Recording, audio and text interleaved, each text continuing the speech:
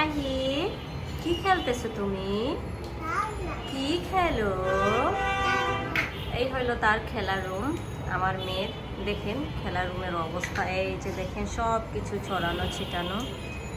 এখন কি খেলতেছে দেখেন, কিউটের ডিব্বা কি কি খেলে দেখেন একা একাই। মাশাআল্লাহ মাশাআল্লাহ।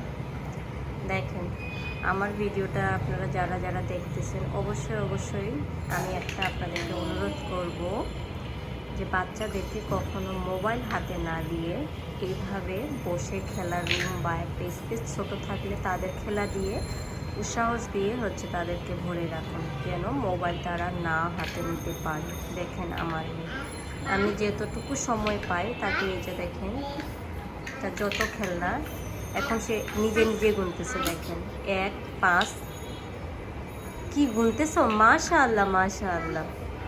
দেখেন 5 ও নিজে নিজে যা যা আসতেছে 5 8 মাশাআল্লাহ মাশাআল্লাহ। দেখেন সে কতটা হ্যাপি। দেখেন একা একাই খেলতেছে। আমার ভিডিওটা আপনারা যারা যারা দেখবেন অবশ্যই অবশ্যই মোছন আমার মেয়ে দেখেন কি সুন্দর একটু একটু কথা বলতেছে। তার বয়স কিন্তু 1.5 বছর মনে হয়।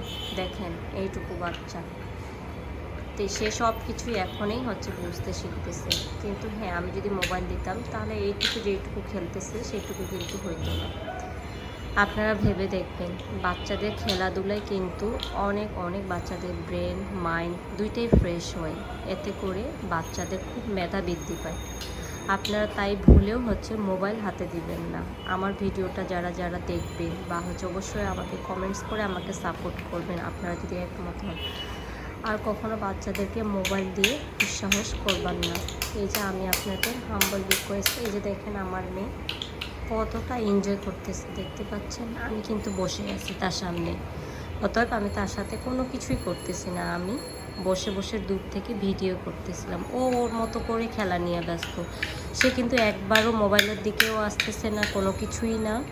সে মাঝে মাঝে আমার সাথে পড়াশোনা করতেছে, আমার সাথে কথা বলতেছে। মানে আমার মেয়ে দেখেন তার কাছে বসে থাকতে হবে, সে একা একাই খেলবে।